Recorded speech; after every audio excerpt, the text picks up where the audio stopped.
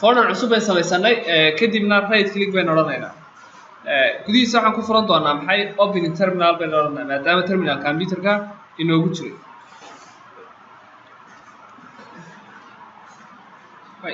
folderkan maadaama la yiraahdo projects oo videoga ku dhex jiro shaqada ugu horeysa eegina waxay tahay npm list bay noqon doonaa ama npm ls bay noqon doonaa macnaheedu waxay ogaan doonaa inta package aan u baahanay ee inoogu jira gudaha folderkeena marka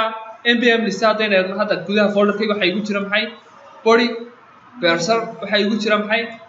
cookie parser waxa inoogu jira maxay EJS waxa igu jira maxay express waxa igu jira maxay MySQL hadayna moojaladan mid kamid kuugu jiro si aad ugu shubtid waxa loo nasaa tusaale ahaan oo kale npm install bay leenahay waxa noogu shubtaa maxay tusaale ahaan express oo kale marka express waa la inoogu shubi doonaa haddeen MySQL u baahanay npm install MySQL bay oran jirnay haddeen u baahanay body parser npm install body parser ay oran jirnay MySQL ka hadaan ku shubnay tusaale ahaan oo kale way guud jiraan laakiin tas seen wada tijaabin uma doonaa waxa leena waxa igu shubtaa maxay MySQL marka MySQL bay noogu shubi doonaa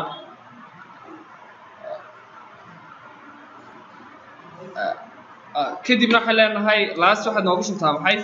install waxa noogu shubtaa tusaale ahaan oo kale EJS inter bay leenahay iyadana waa la inoogu shubi doonaa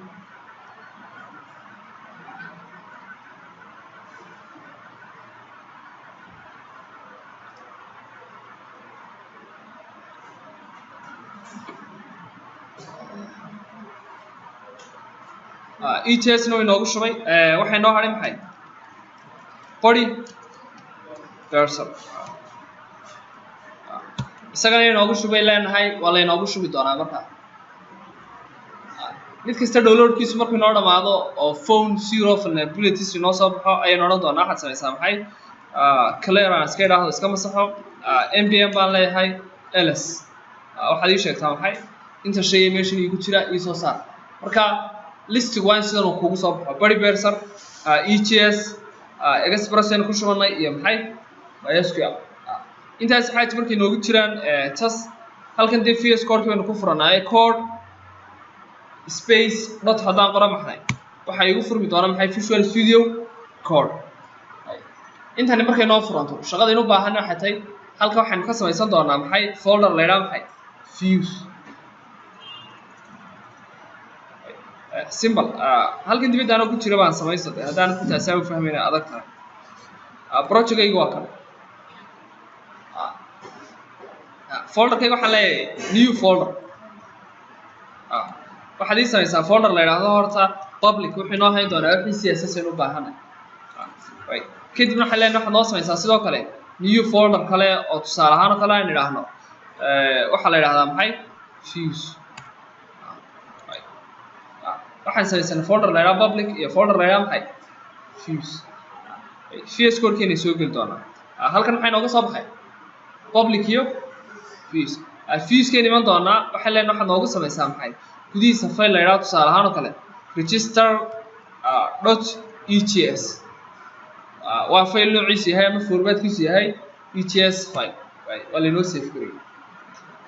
EJS teenan hadda waxba ku qoran maayo laakiin just HTML template baan u yeedhaa kadibna waxa leeyahay tusaale ahaan register page baylan halka waxa leenahay h1 baan tusaale ahaan ku samaystay registration page baylan marka registration page annaas miska fuuday alla xasuustaa inta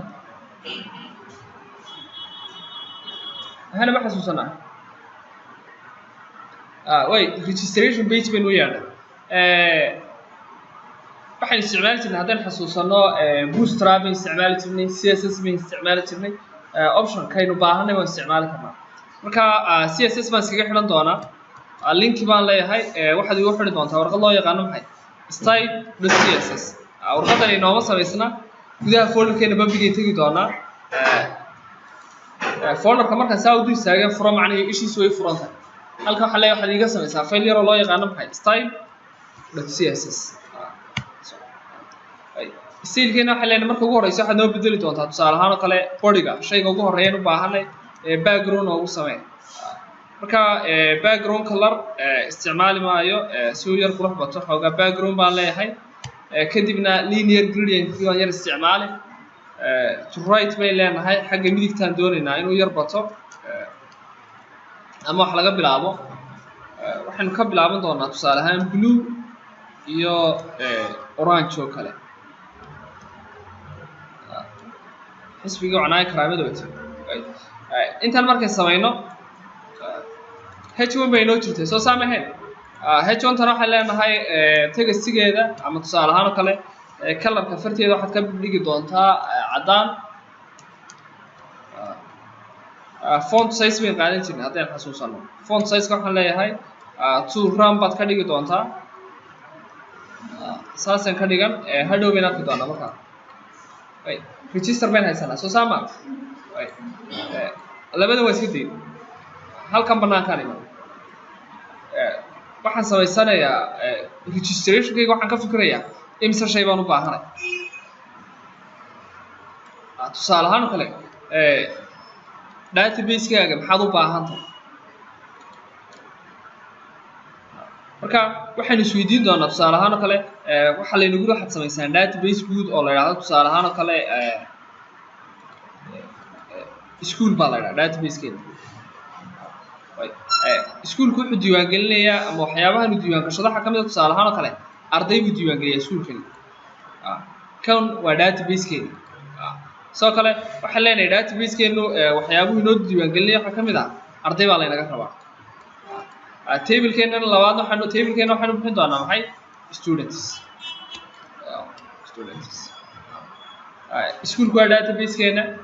students-kuna waa maxay waa table-keena soo saama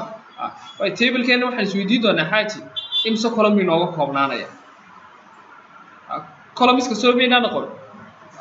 tusaale ahaan ardayga maxaa la diiwaan gelin doonaa ardaygeena tusaale ahaan waxaan leenahay ardaygeega wuxuu leeyahay maxay magac ama tusaale ahaan ID code kadibna ardaygeena wuxuu leeyahay tusaale ahaan kale magac ardayga tusaale ahaan sidoo kale markaynu qorayno waxaan u baahanay maxay telephone numberkiisa waa sample data ardaygeena waxaan u baahanay bay leenahay phone numberkiisa sidoo kale ardaygeena tusaale ahaan waxaan u baahanay bay leenahay halka uu degay ama xaafadda uu degay in la ogaado class-kiisa waxa ma qorin seena daatadii noogu yar dheeraan intaan isla garanay soo saama seenu create gareysano inagoo isticmaalayna express waxaan samaysan doonaa halkan banaankaan oo jooga waxaan samaysan doonaa file yar tusaale ahaan ula baxay app.js app-kani waa application-keeda waa components-ka ku geliya waxa soo dhanaan isticmaalayna hadday folder structure-ka halkan ka yar tusana xaaji waa kan folder-keenu sidan u eegay kan CSS-kii buu noo hayaa folder public la yiraahdaa kana views-kii buu noo hayaa soo saama app-kuna banaanku ku yaala labadoodaba mar hadday sidan tahay waxaan leenahay seen u isticmaalo waxaan soo jiidan doonaa connection la yiraahdo maxay express-kan ku shumanay wuxuu require gareynaya maxay in la soo jiido maxay waxa require hadii laga soo jiido maxay isla express kadibna waxay leenahay waxa noo soo jiidaa sidoo kale connection la yiraahdo maxay MySQL isaguna wuxuu require gareynaya maxay in isaguna la soo jiido maxay isla maxay MySQL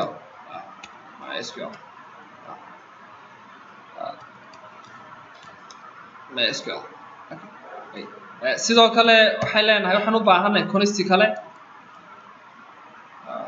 koomada waxba ugama baahnin connection saddexaad baan u baahanay isagana tusaale ahaan waxaan u baahanay body browser baan ku shubanay soo saamaheen body browser isaguna wuxuu require gareynayaa bay leenahay oo door bidaya in wax laga soo jiido maxay isla maxay body browser intaan markay sameeyno just waxaan samaysan doonaa constant yar oo kale connection-kayga koowaad waxaad u bixisaa app application-kayga wuxuu dhigmaa maxay variable-kayga expression halka sare kusoo declare gareeyay ayaan sheegay in function yahay macnaheedu app waxa loo tixgelin doonaa inay tahay maxay function expression intaan markay samaysano waxaan oran jirnay sidoo kale application-kayga wuxuu isticmaali doonaa use wuxuu isticmaali doonaa maxay variable bay soo samaysanay la yidhaha maxay body person kadibna wuxuu qaataa bay leenahay URL encoded kadibna URL encodedkiisa waxay leenahay extended in la ballaariyo waxaynu tixgelinaa maxay false macnihii dheetada waxaynu ka dalban doonaa gudaha dee ETS-keena ama gudaha website-keena ayaynu xogta qori doonaa xogteennan waxaa ka qayb qaadanaya in la diro body person intaan markay samayno waxaan leenahay view-ka shaygan wax ku arki doono waxaad iyadana noo soo kordhisaa abkayga waxaad ka dhigi doontaa maxay search waxaad ka dhigi doontaa maxay view engine-kiisa shaygan aan wax ku aragno view engine-kan aan wax ku aragno waxaynu tixgelinaynaa inuu yahay maxay isla ETS intaan markay samayno just hadda waxaynu samayn doonaa connection-kan wax kale ma aha database-keena inaan la xiriiri karayno saynu connectionka database-ka u samayno waxaan leenahay connection samay connectionkayga com baan soo gaabsaday com waxay la mid tahay variable-kayga MySQL ahaa ee soo sameysay wuxuu samayn doonaa maxay create connection-ka marka laynoo sameeyo laba shay baa la eegi doonaa kow marka hore waxaan eegi doonaa waxa loo yaqaano maxay hostigeennuna wuxuu ahaa bay leenahay maxay local host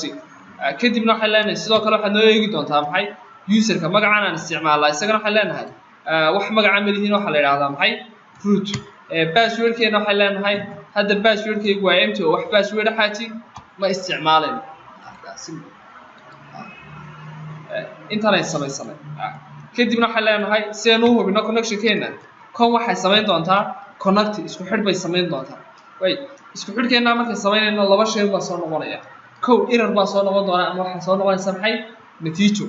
hadduu error soo noqdo bay leenahay waxaad samayn doontaa if haddii macnihii error waxa soo noqday qalad uu yahay waxaan samaynayaa through error waxaa lasoo bandhigi doonaa maxay errorku halkuu ka jiro haddii kalena console.log shaashadeen waxay soo saaraysaa maxay database-keenu waa maxay waa connected safe bay leenahay si aan uga shaqaysiino xaaji waxaan tegi doonaa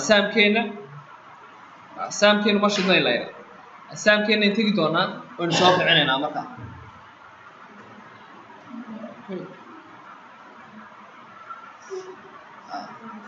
star baan leeyahay kadibna kana waxaan leeyahay star labadeedina baa laynoo soo kiciyey oo started baa laynooga dhigay terminalkeena aynu ku noqon doonaa waxaan isticmaali jirnay node baynu isticmaali jirnay node muna weyn haysanay labadaba marka maadaama node wada haysataan node aan iska isticmaalo kadibna waxaan leeyahay node waxay samaynaysaa faylkayga loo yaqaano maxay app la yidhaahdo ay la falgeli doontaa halka waxaan ka rabaa maxay fariinta ah maxay connected macni waxay noo sheegaysaa in database-keena iyo isgaari karaya maxay express-keena ama faylkeena app.js-keen samaysanay inuu hadda la xiriiri karayo maxay database-keenii uu gaari karo haddiinu database-keena baftiino maxaa laygu yidhi error soo saama macnihii hadda database-ka lama gaari karo laakiin haddii database-kaygu uu shidan yahay xaaji oo starki uu yahay macnaheedu waxay tahay database-keena waynu gaari karnaa node haddaynu idhaahno hadda macnaheedu waxay tahay waa connected laakiin hadduu inaga baftiisayey ma gaari karno catro si aan iska idhaahdo si aan iskaga yar masaxo kaleer baan odhan kadibna dib baynu soo bilaaba intaan haddayn garanay shaqadii inooga xigtay samaynaa waxay tahay waxaan u baahanay in database halkan gudaha laynooga sameeyo maadaama wax database uuna inoo samaysanayn command yar baan samayn doonaa waxaa leeyahay create database database tusaale ahaan la yidhaahdo bitis edna si aan u samaysto waxaan leeyahay application-kayga wuxuu samaynayaa maxay get kadibna root-ka qofku maraya macnihii markuu soo codsanayo database-ka slash wuxuu codsan doonaa tusaale ahaan oo kale database kadibna waxaan leeyahay function-kaygani laba shay buu soo celin doonaayo ama error wuxuu soo heli doonaa request baan diri doonaa marka hore kadibna waxaa soo noqonaya maxay response jawaab celin kadibna waxaan leenahay si jawaab celinta inuu soo noqoto shaqada noo qabo waxaan samaysan doonaa variable yar connectionkayga waxaan leeyahay db baan ula baxay db wuxuu u dhigmaa bay leenahay create waxaana loo samaynayaa maxay database kadibna waxaan sheegaynaa database-keena magaceeda waxaan nidhi waxaa la idhahaa maxay bitis edna intaasaa la idhaha si aynu command-keena u rangarayno waxaan leenahay connection-kaygana wuxuu samaynayaa query-gan uu la falgeli doonaa query-gan waxaa kala rangaraynaya kadibna waxaan leenahay waxaad noo rangaraynaysaa variable kan la yiraahdo maxay db kadibna sheekh laba shaqo uma soo noqon kow ama error baad heli doontaa waxba qaldamay ama waxa soo noqonaya maxay result function keenan labadaas soo celinaya kadibna waxa leenahay if hadii macnaheedu error la helo waxaan u baahanahay in loo soo daabaco maxay error ku halku jiro halku qalad ku jiro hadii kale console.log shaashadeedu waxay noo soo saari doontaa maxay database maxay creative right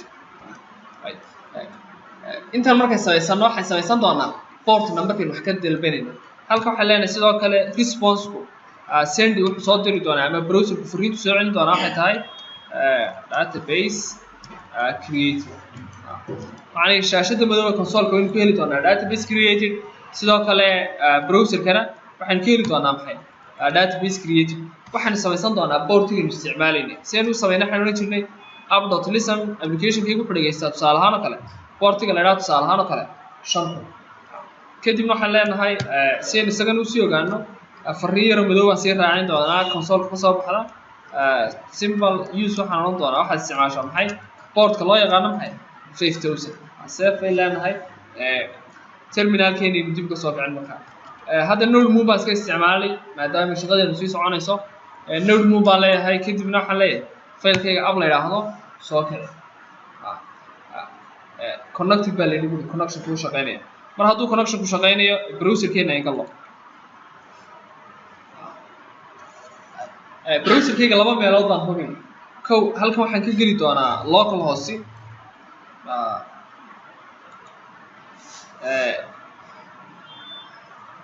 wuu yar wareegayaa let's wait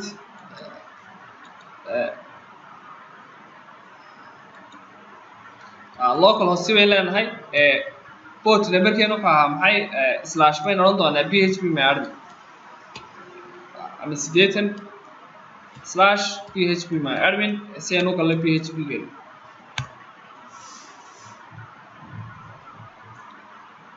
gudaha database keena doonaa inaan aragno database kan bitis la yiraahdo miyuu jiraa mise lagu soo biiraya marka database keena waa kuwan in here halkan haddaad eegtaan database intaasan haysan xaaj marka hadda waxay nagu soo biiri doontaa database la yiraahdo maxay bitis adna si aanu soo saarno waxaan leenahay local host port numberkeenu waxa ahaa maxay 5 buu ahaa kadibna waxaan leenahay slash waxaan codsananaa maxay portiga loo yaqaan maxay database inta hadaynu raahno fariin baynu soo gaarsan maxay database creative terminalkeena hadaynu eegno waxay nagu soo baxay maxay database creative kadibna waxaan leenahay halkan browserka ayaynu refresh gareynay ilaa database waa inuu abuuray refresh bay leenahay waxaan nagu soo biirtay maxay bitis adna mar haddii inta laynoo sameeyey table database kan wuxuu u baahan yahay inaanu sameysano maxay table si aanu table u sameysano simple intii ma soo celin doonaa get labaad baan leeyahay hadda waxay shaqeynayaan baan leeyahay maxay qofku wuxuu geli doonaa maxay /table table kan isagana waxaan leenahay laba shaqo waa request iyo maxay response then inteeni baynu yeeri doonaa kadib waxaan leenahay variable yar noo samee variable-kayga waxaad tiraahdaa tusaale ahaan oo kale tpl u bixi tpl-kayga wax kala maaha create waxa noo sameysaa maxay table la yiraahdo student display lana table-kan students la yiraahdo marka sameysano waxaan leenahay wuxuu ka kooban yahay maxay xogaha soo socda waa id bay leenahay waana integer waana sidoo kale maxay primary key duplicate kale nooga ilaaliyo sidoo kale waxaan leenahay wuxuu leeyahay qofkeenu maxay ardaygu magac buu leeyahay data type-kiisa waa maxay waa varchar waana tusaale ahaan 20 xaraf oo kale sidoo kale qofkayga waxaan leenahay calaamadahan tildadii baan iska isticmaali karaa si aan u kala goyn karo calaamadii reedawanka ka horeysay waxaan leeyahay waa name-kiisa waa varchar sidoo kale wuxuu ardaygu leeyahay telephone number isagana isla varchar baan ka dhigan doonaa tusaale ahaan integer waynu ka dhigan karnaa ilaa 10 xaraf uu noqon waxaan leenahay sidoo kale wuxuu leeyahay maxay address meel u degay isagana waxaan ka dhigtay tusaale ahaan oo kale varchar 20 xaraf taas ay intaan markayna eegno si loo rangareeyo waxaan isticmaali jirnay maxay waxaan oran jirnay kon noogu yeer combine u yeedhan doonaa kadibna maxaynu yeedhaynaa querygeena wuxuu ka shaqayn doonaa variable loo yaqaano maxay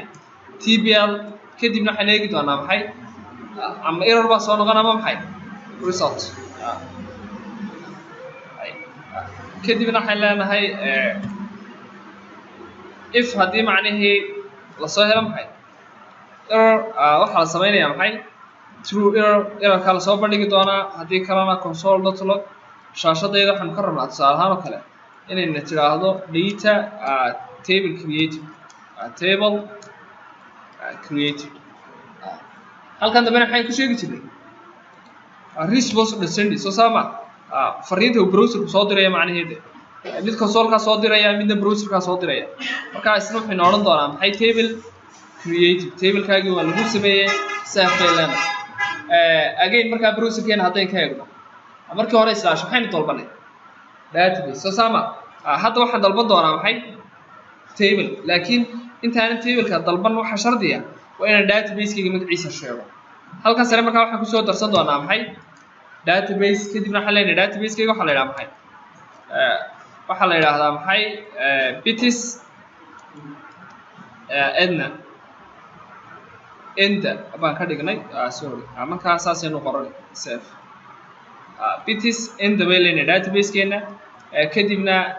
terminalkeena waxaan leenahay waxaa noogu yeedhaa maxay table waxaa laynagu yidhi table created terminalkeeni haddayna eegnana in here halka ugu hooseyso maadaama node muun isticmaalaynay waxaa laynagu yidhi table created soo saama browserkeenana waynu ka hubinaa markaa halkan tegi doonaa bitis aadna bayna eegi waxayna laynoo abuuri table laydhaa maxay studentska haddayn sii eegnana daatada soo socotuu leeyahy wuxuu leeyahay id name phone iyo maxay address shaqadii ku xigtaynu qabanay xaaji ma way badnayne saas waxaan idhi maadaama tablekiina loo sameeyey hadda waxaan u baahanay maxay inaa loo sameeyo maxay inserted soo saama markaa maadaama inserted la sameynayo abkayga waxaan idhi wuxuu samayn doonaa maxay waxa loo yaqaano maxay bosti labadii hore ged bay ahaan marka wuxuu geli doonaa maxay root-ka loo yaqaano maxay slash inserted sidaynu eegnana waxaan leenahay wuxuu samayn doonaa request kadibna wuxuu dirsi doonaa maxay response jawaab celin buu heli doonaa kadibna waxaan leenahay waxaad noo samaysaa const yaroo la yidhaha tusaale ahaan sql sidaynu u insert garayno markaa waxaan leenahay tildan iska furan doonaa calaamad yaray kadibna waxaan leeyahay insert waxaad waxii gelin doontaa into maxay tablekayga magaciisa muxuu ahaa students waxaanad gelin doontaa maxay valueska qiimayaashan soo socda kadibna qiimayaasheenna halka waxaan u sheegan doonaa inay yihiin maxay tusaale ahaan oo kale variable ahaan kadibna waxaan leeyahay waxaad ii samaysaa variable yaroo la yidhaha tusaale ahaan id waxaa igu xigi doona variable yaroo tusaale ahaan aan idhaahdo just name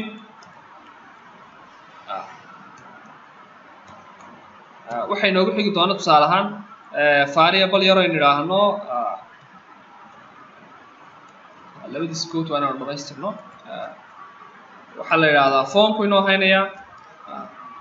kan kale ku xigaana wuxuu inoo haynayaa maxay simple addresska waxaan leenahay address ayuu inoo hayn doonaa marka intan markaan dhamaystirno waa in shayada halkan ay ku qeexnay aan halkan sare iyagoo object ahaan aan qeexdo marka waxaan samaysan doonaa const yar objectigaygan waxaan leeyahay wuxuu ka kooban yahay tusaale ahaan oo kale shayada loo yaqaano maxay id name phone address kuwaasoo userku ka soo codsan doono waxay la mid yihiin kuwa userku ka soo codsado maxay request maxay dot body kuwa ka soo codsado maxay gudaha dib kadibna waxaan leenahay si aynu querygeena ugu shaqaysiino conlogyear ko waxay samayn doontaa maxay query weydiin bay samayn doontaa querygayga waxaa la yidhahdaa maxay sql sql-kaygana wuxuu wataa maxay parameter ay ka mid yihiin tusaale ahaan oo kale id name phone iyo maxay address kadibna kuwan si loo hubiyo waxaan leenahay ama error baa soo noqonaya ama maxay result natiijo taasoo kadibna xaaji intaan aynu furin jirnay if haddii macnihii error la helo maxaa la sameynayay waxaa la bandhigayay maxay errorka de soo saama haddii kalena console.log shaashadeena waxay soo saari doontaa tusaale ahaan oo kale data inserted xogtan ay inoo soo noqon doontaa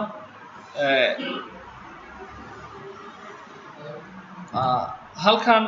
waxaan kusoo darsan doonaa iyadana tusaale ahaan response.send fariintu soo celinayo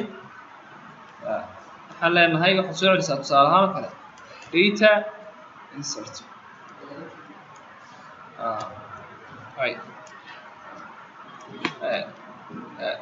wuxuu inoo redirect garayn doonaa haddaynu iyadana u baahano macnihii in page labaad laynoo tilmaamo waxaynu odhan karnaa maxay response-kayga waxaad noo redirect garaysaa maxay page-ka doonana in dib laynoogu celiyo oo kale sheegan karnaa marka response waxaynu odhan doonaa tusaale ahaan redirect waxaad dib noogu tilmaami karaysaa page-ka loo yaqaano tusaale ahaan oo kale /register ayaad nagu celin doontaa register weli ma samaysan laakiin hadda dib ka samaysanaya register si aan u samaysano abkani muxuu sameynayay waa post soo saama laakiin wuxuu la shaqayn doonaa tusaale ahaan oo kale halkan aan ku qeexan doonaa ab kaloo la yidhaahdo tusaale ahaan get laakiin getkan waxaan ula baxay /register buu qofku dalbanaya qofku wuxuu dalban doonaa tusaale ahaan inuu isdiiwaangeliyo markuu isdiiwaangelinaya waxaan leeyahay horta codsi buu soo diri kadibna waxaan soo celin doonaa maxay response jawaab celin kadibna waxaan leenahay response-kayga wuxuu samayn redirect wuxuu noo hagaajin doonaa ama render wuxuu noo diri doonaa page-ka loo yaqaano maxay page-keena soo samaysan muxuu ahaa register macnihii get/register markaan idhaahno waxaan doonayaa inaynu galno maxay page-keena feature ku jira la idhaha maxay register kadibna register-keenan tegi doonaa saas shayadeen in halkan ku qeexanay save baan idhi simple waxamaynaa bedelinayste terminalkeena haddaynu eegno waa kan connector bay haysanaa soo saama halkan soo galno table hadda ma doonina waxaan leenahay waxaan u baahanay maxay registerteeni maxaa laynooga soo saaray registration page soo saama css-kiisii wuxuu bedelo waxaan samaynaynaa halkan sare waxaan kusoo darsan doonaa ama abkeena sare hal shay baan kusoo darsan waxaan odhan doonaa application-keygana wuxuu samaynayaa set soo saama mise use bayn odhanayay use waxaad isticmaalaysaa bay leena maxay waxaad isticmaali doontaa maxay express gaar ahaan maxay ta loo yaqaano maxay static fileska macnihii ayaad gaari doontaa marka waxaa noo samaysan bay leena folder la idhaha maxay public oo noo haya maxay wixii external styles intaan save garaysan refresh haddaan sameeyo maadaama node full isticmaalayo waxaa isbedelay maxay design-keeni background-kii soo saama marka just waxaan isticmaali jirnay bartanka si aan u dhigno maxay tagasti align waxaad dhigtaa maxay center haddii refresh sameyno markaa waxay tegi doontaa maxay bartanka just markaa waxaan leeyahay register-keydaan tegi doonaa input-yaan u yeedhi doonaa input noogu yeedh type-kiisu waa tagasti wuxuu noo hayn doonaa bay leena tusaale ahaan id-ga break baan samaysan doonaa intan ubaan soo koobiyeysan kan ku xigaa wuxuu yahaynaya tusaale ahaan ardayga magaciisa kan ku xigaana tusaale ahaan wuxuu yahayn doonaa ardayga telefonkiisa kan ku xigaana tusaale ahaan wuxuu yahayn doonaa ardaygayga adresskiisa kan ka dambeeya ee ugu dambeeyana tusaale ahaan tapekiisa isaga waxaan ka dhiganayaa maxay submit mid wax diraya de halkan waxaan leeyahay isagana hal shaqo may waan u yeedhaya waan ilaaway xagga saraan ka xasuustay iminka value baan leeyahay valuegiisana waxaan leeyahay waxaad tidhaahdaa register bay leenahay waa inay form ku guda jiraan taasaa iyaduna muhiim formkeenu misalku qaadinaya waxay ahayd maxay post soo saama calaamaddeena form ma qaadi halka dambaan ka xidhi simple baasha aad iskugu adkaynina waa html actionku qaadanayaana waxay tahay halka waxaynu kusoo samaynay markaynu postiga sameynayna maxayn dalbanay insert soo saama marka halkan waxaan odhan doonaa waxaad nooga dhigtaa maxay insert qofku markuu dalbado save bay leenahay si aynu u yar qurxino just haddaynu halkan eegno refresh bayn samaynayna waxaynu ugu soo biiray maxay boxes soo saama si uu yar kala yaacaan dee CSS kan ku yar dhex dareynaa waxaan leenahay waxaad noogu yeedhaa maxay inputka kadibna waxaan leenahay margin yar samee si uu yar kala go'aan 5 pixel bay isku jiri doonaan save haddaynu idhaahno oo refresh aan samayno way yar kala durkeen soo saama bartanka si aynu geyno maxaynu odhan karnaa tagasi talo ma qaadanaya mu qaadanaya dee ya inputku dee tagasi aline ma qaato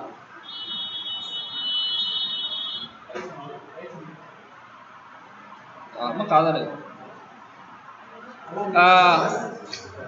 ya justify dee hadda display flags waa in la dalbado si justify loo isticmaalo ma qaadanayo hadda waxaasoo dhan waxay qaataan displayda flags waa in displaygeedaan ka dhiga maxay flags flags sas haddii display flags ka dhigana refresh eega justify content waxaan leenahay maxay markaa waxaad ku tuurtaa maxay content-gayga waxaad noo dhigtaa maxay center save haddaynu idhaahno refresh haddaynu samayno still muu qaadan dee si kale aan u yar xaliyo CSS hadda ma dhigayaan u yahay macalinka CSS kii inuu sheegay bidix baan kasoo yar dhaqaaqaya margin waxaan odhan doonaa left xagga bidixda waxaad kasoo dhaqaaqdaa tusaale ahaan oo kale 300 oo pixel saas oo kale years F5 haddaan idhaahdo oo wada durkay soo markiisa margin left baan isticmaalay laakiin adu waa CSS kii odhan waa inaad ku yar noqotid xoogaa xaaji si uu yar waraago waxaan odhan doonaa maxay waxaad noo samaysaa maxay border ina saahayn border radius baynu odhan jirnay ilaa 12 pixel xariijinta kalarkeeda saynu sheegno tusaale ahaan border baynu odhan jirnay solid baan ka dhiganayaa tusaale ahaan mid yar rasiina kalarkana tusaale ahaan waxaan isticmaali karnaa black waana tusaale ahaan 3 pixel refresh haddaan sameeyo saasay noqotay xariijinta yar baa ku wareegaysa si ay yar waaweynaadaan maxaanu samayn jirnay height iyo width height-keena tusaale ahaan waxaan ka dhigay 20 pixel laakiin balaca width-ka waxaan ka dhigay tusaale ahaan oo kale 300 pixel refresh haddaan sameeyo way yar weynaadeen xaggaas inuu yar bateen waxaan odhan karnaa maxay margin-keenu ka dhigan karnaa 200 si xaggan usoo yar durko kan ID gooniya yar samayn si uu inooga yar duwanaado maadaamay iyadu tahay tii wax yar register gareynaysay ama safety ID baynu samayn ID-geeda waxaan odhan tusaale ahaan save CSS-ka see loo select gareyn jiray ID selection-ka waxaan isticmaali jirnay maxay hashtag soo saama kadibna save baan odhan doonaa save markaa background gooniyaan u samayn waxaan odhan doonaa tusaale ahaan green ka dhig tagasiga kasoo baxayana ama kalarka fartana waxaad ka dhigi doontaa white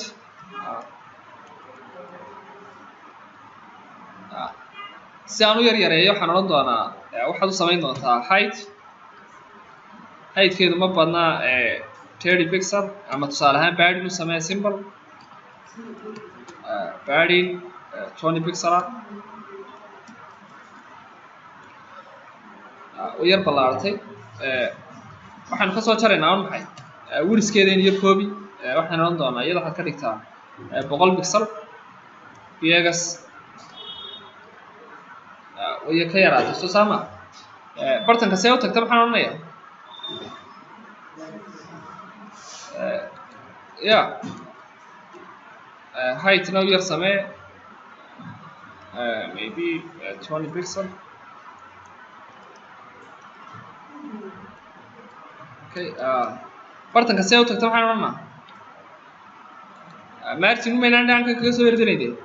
margin baan leeyahay xagga laftiga xoogaa waxay ka dhaqaaqi doontaa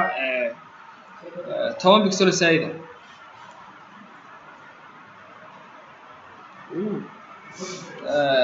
kii hore muxuu isticmaalay 200 soo saama 220 tusaale ahaan laba boqol iyo labaatan kuma filla 240 pixel f5 ka yar badi 260 okay ka badi 290 somehow meelahaas tee ha qoraalka bartanka siin keeni karnaa ya qoraalkeeda yar bartanka siin keeni karnaa حاجة ترى سيارة سنتر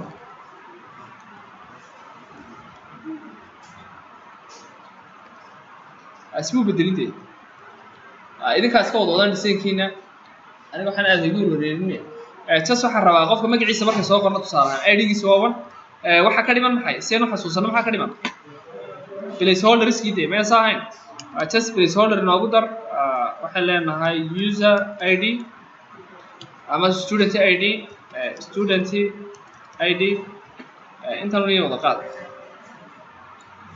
كاتوسي student name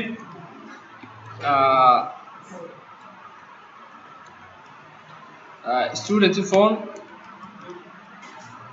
iPhone ما هو phone يوم هاي student address okay save by niri in here refreshment way way noo soo baxay soo sama marka qofka magaciisa waxa la yiraahdaa tusaalaha waxa la yiraahdaa ID giisu waa 1 magaciisa waxa la yiraahdaa Maxamed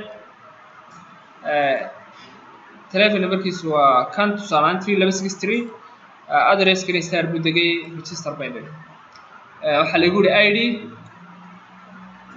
it's not fine so sama ID ga haduu inoo define karaysnay waxaan ku noqon doonaa code keena name kan ID la yiraahdo sameeynay app keena ku dhex eegayna inserting markay sameeynay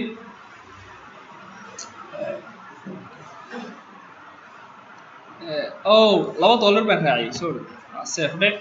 tas dib u yar noqo waxa tiraahdaa register waxa la nagu data insertive so sama halkan hadaynu ku noqonana eega students-keena dib u eegnay waxa la inoo soo diiwaan galiyay qof la yiraahdo maxay Maxamed soo sama mar haddii Maxamed la inoo diiwaan galiyay waxaan u baahanay Maxamed xogtiisa halkeen ka arki karayna ina saahay fuse inu samaysano marka just dhowr hab baynu isticmaali karnaa inagu laakiin let's say aan niraahno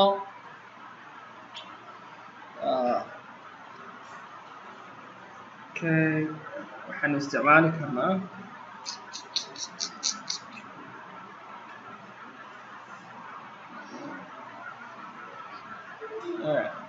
page share inoo sameeyo kale view inoo sameeynaya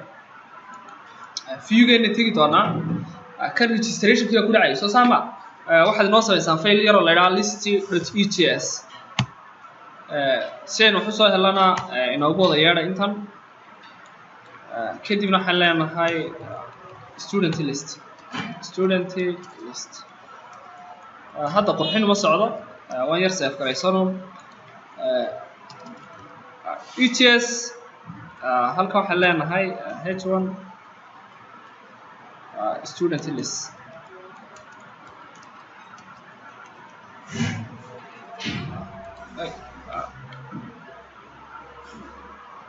malin naga raamaya